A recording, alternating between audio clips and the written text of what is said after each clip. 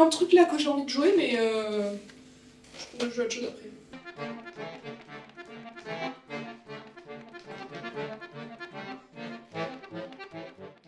Je m'appelle Maïli Sarat, j'ai 25 ans et donc je fais de l'accordéon classique depuis que j'ai 8 ans et voilà, et aujourd'hui c'est mon métier.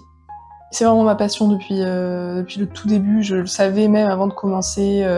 J'étais un peu dingo à tous mes anniversaires à partir du moment où j'ai voulu faire de l'accordéon, donc 4-5 ans. Je demandais tout ce qui était possible en lien avec l'accordéon, des affiches d'accordéon, des CD d'accordéon. Et bon, mes parents ils connaissaient pas vraiment le répertoire et tout ça, donc ils m'achetaient des disques musettes. Donc à 6 ans, j'écoutais des trucs qui étaient vraiment pas de mon âge. Mais j'avais que ça sur mon poste radio et j'écrivais les paroles et tout, je les apprenais par cœur, j'étais une grande fan d'accordéon. Et ma mère, elle m'a offert un petit accordéon, un jouet, pour me faire passer un peu l'envie, quoi. Et j'étais là, mais c'est un jouet? Mais à 6 ans, c'est une blague? Moi, je veux faire de l'accordéon, je veux pas... Donc, non, ouais, du coup, c'est vraiment la passion, mais de ouf. Et j'ai jamais arrêté d'en jouer. Et j'en ai joué tout le temps. Et même quand j'étais petite, j'en jouais presque tous les jours, quoi. Enfin, c'est vraiment... j'aime trop ça, quoi. Alors, il y en avait pas dans ma famille, donc je me souviens pas, en fait, vraiment comment ça m'est venu. Bah, j'ai dû en voir, parce que j'ai pas pu l'inventer. Mais franchement, je me souviens pas du tout comment ça m'est venu. J'ai peut-être dans un baltrad ou comme ça. Mais en fait, ça m'est venu très très tôt. Dès que j'ai eu 4-5 ans, j'ai dit à mes parents que je voulais en faire. Et ils m'ont dit que c'était un peu bizarre. Enfin voilà, ils étaient un peu étonnés à 5 ans vouloir faire de l'accordéon alors qu'il y en avait nulle part autour de nous, quoi. Et donc ils m'ont mis au piano à 6 ans. J'en ai fait pendant 2 ans et à 8 ans, ils m'ont permis de commencer les cours d'accordéon. Ah bah c'est franchement, tu m'enlèves ça, moi je décède. C'est ma passion ultime, depuis toujours, et ça n'a jamais passé. Comme c'était une passion sacrée un peu, je voulais pas devoir faire des choses que je voulais pas faire avec pour en vivre. Donc j'ai fait d'autres études, je suis devenue assistante sociale, et j'ai travaillé 1 an et demi à mi-temps, et puis le week-end je faisais des concerts en fait. Vraiment j'acceptais que les projets qui me tenaient à cœur, c'est-à-dire les projets en musique classique. Parce que c'est vrai qu'en accordéon, moi je pensais pas pouvoir vraiment vivre de ma passion de la musique classique, quoi. Parce que c'est vrai qu'il y a pas mal d'offres d'emploi, mais c'est plutôt dans l'animation, la variété. Je voulais vraiment faire que ce qui me plaisait, donc voilà. Et en fait, au bout d'un moment, beaucoup plus vite que ce que je pensais en vérité, au bout d'un an et demi, ça s'est suffisamment lancé pour que je puisse obtenir le statut de l'intermittence du spectacle. Du coup, ça fait depuis avril que j'en vis à 100% et je fais vraiment que des trucs qui me plaisent vraiment, quoi. Je fais que de la musique classique, dans des formations que j'adore, enfin... Donc j'ai beaucoup de chance. C'est pas du tout connu. On n'est pas nombreux à en jouer. Bon, de plus en plus quand même, parce que dans les conservatoires, c'est ça qu'on étudie. Mais c'est vrai que moi, ayant commencé dans une école de musique de village, dans le sud de Toulouse, bah on commence avec l'accordéon un peu qu'on connaît, l'accordéon de la tradition française, quoi, avec tout le répertoire, musette, variété, à la limite un petit peu musique du monde. Musique de l'Est, mais c'est vrai que c'est pas du tout connu, et c'est-à-dire que même moi, avant, je savais même pas que ça existait quand j'étais petite. Jusqu'à ce qu'en fait, on me dise, bon, bah, Maëlys, tu joues là, t'as du niveau, donc faut que tu entres au conservatoire de Toulouse. Et donc, à 15 ans, j'ai changé mon accordéon pour un accordéon classique, parce que c'est pas le même instrument, en fait. Je suis redevenue débutante, ce qui m'a mis un gros coup. Et j'ai commencé à jouer des petits trucs, en fait, c'est le clavier main gauche qui change. Et j'ai commencé à travailler des toutes petites pièces de bac. Et donc, je suis arrivée au conservatoire, j'ai présenté des grosses pièces enfin, c'était du musette de super haut niveau, quoi. Genre, vraiment, ça tricotait à droite, j'étais super enthousiaste. Et puis, j'ai proposé un morceau de musique classique vraiment d'un niveau tout petit, tout débutant. Donc, du coup, j'ai réussi à rentrer au conservatoire, mais je suis rentrée dans une classe qui était pas, en fait, vraiment mon niveau en accordéon variété. Mais bon, je suis quand même rentrée, et puis après j'ai rattrapé un peu le retard, et j'ai commencé à sentir que j'avais le même niveau en fait finalement à la main droite qu'à la main gauche, si on peut dire, c'est-à-dire en accordéon classique, autour de 2022, quand j'ai commencé à préparer des concours internationaux en fait. Et où là, j'ai bossé ma main gauche, mais toute la journée, et j'ai fini par rattraper en fait cet instrument que j'avais commencé finalement à 15 ans. En fait, c'est le même... c'est le même accordéon, mais il y a des accordéons qui ont un déclencheur, ça s'appelle, et en fait, ça tout se passe au niveau du clavier main gauche. Pour l'accordéon variété, quand t'appuies sur un bouton, ça fait un accord préfet. Il y a déjà 3 notes qui sonnent en même temps, en fait. Et du coup, ça permet de jouer vraiment toutes les musiques de variété, de jazz, n'importe, enfin voilà. Avec l'autre clavier, en fait, quand on déclenche, qu'on appuie sur ce bouton, le clavier se transforme entièrement, et ça devient des notes simples. Donc ça sonne, en fait c'est la même chose qu'à droite, mais en miroir. Et du coup, c'est-à-dire qu'on n'a plus 3 notes en même temps, on n'a qu'une. Donc ça veut dire qu'on peut composer nos accords, ou ne pas faire d'accords, faire chanter au même titre qu'à droite, etc. Et en fait ça nous donne la possibilité de jouer tous les répertoires possibles et imaginables, toutes les pièces pour orgue, pour clavecin, pour piano, pour orchestre, pour ensemble de cordes, de vent, de n'importe quoi. On peut faire toutes les transcriptions possibles et imaginables.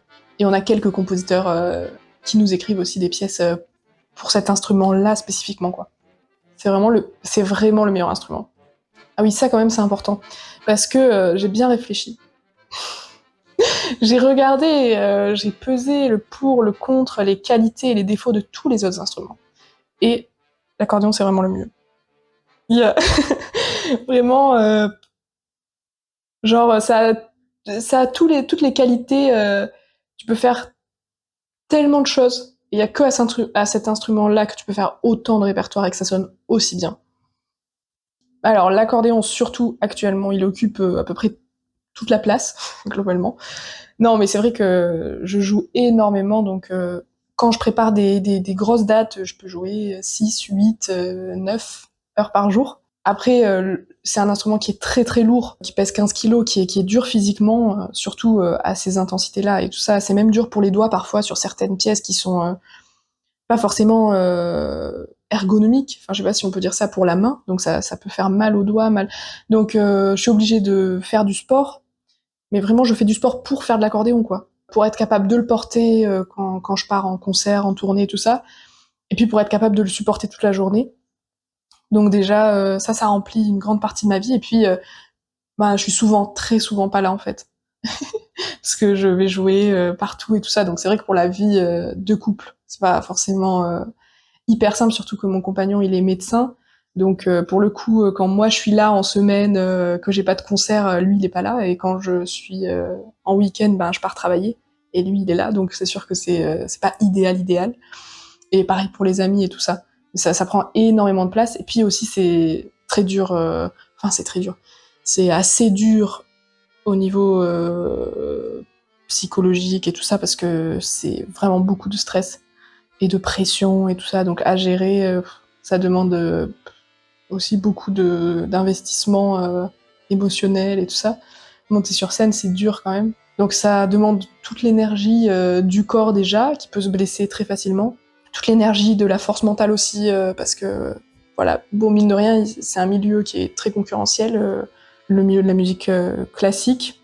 En général, il y a beaucoup de gens et pas beaucoup de place, quand même.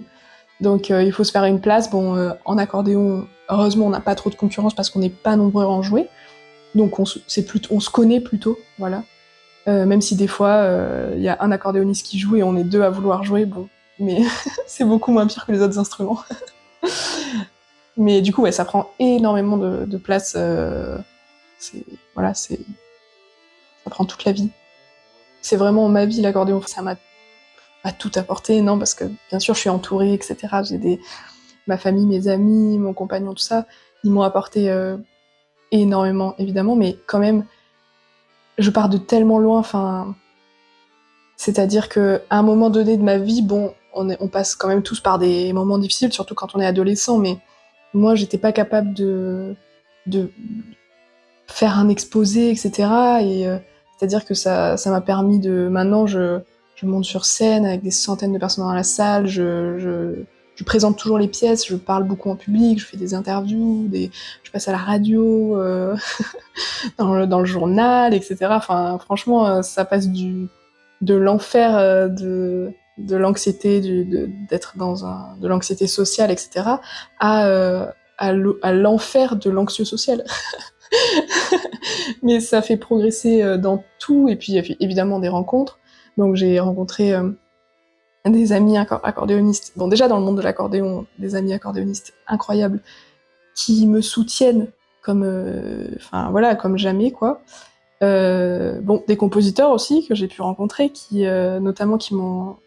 Là récemment, il y a un compositeur de musique classique qui m'a écrit une très très grosse pièce, qui m'a dédiée. Il a écrit une sonate en fait de plus de 20 minutes et dont j'ai fait la première mondiale il y a 2-3 semaines dans un festival à Reims.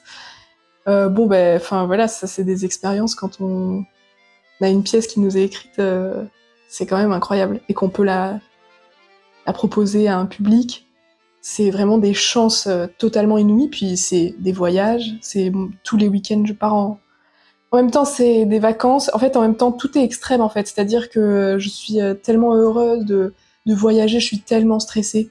Enfin voilà, donc c'est toujours tout est au max, tout est au max, c'est je peux jamais vraiment profiter là où je vais en fait, parce que je suis toujours en train de bosser l'accordéon, etc. Mais en même temps, malgré moi, je vois des cathédrales, des monuments, je rencontre les gens, je mange les spécialités locales. Enfin, malgré moi, en fait, je voyage, quoi. Donc c'est quand même incroyable. Donc voilà. Et puis, franchement, la musique, je joue avec différentes personnes et pareil, partager la musique sur scène, c'est trop merveilleux, quoi. Je joue effectivement, donc je joue aussi en solo. Bon, déjà partager la musique avec un public, c'est merveilleux, mais partager la musique avec d'autres musiciens, c'est trop génial. Donc je joue avec une soprano, avec un violoniste en ce moment en particulier. Puis il y a plein d'autres projets qui vont probablement arriver. J'ai plein d'idées de spectacles et de concerts, d'arrangements que je pourrais faire pour l'instrument et tout ça. Ça, l'accordéon apporte quand même vraiment beaucoup, beaucoup, beaucoup à mon quotidien. Ça me nourrit, enfin, ça me porte, j'ai toujours plein de projets, plein d'idées, puis je suis toujours comme une enfant, j'ai toujours hâte. Parce que ça, c'est mon bonheur depuis que j'ai commencé l'accordéon, c'est de travailler ma prochaine partition. Ça, c'est. Je suis toujours excitée comme une enfant en mode ah oui, je vais apprendre un nouveau morceau. Sauf que maintenant, c'est moi qui les. C'est vraiment moi qui choisis tous les morceaux que je fais. Dès que j'ai un coup de cœur et que je sens qu'à l'accordéon ça va être beau, je me l'écris pour moi en fait, je me l'arrange. Si par exemple c'est une pièce pour orchestre que j'adore, une pièce pour orgue, je me l'écris pour l'accordéon, quoi. Donc c'est trop trop bien.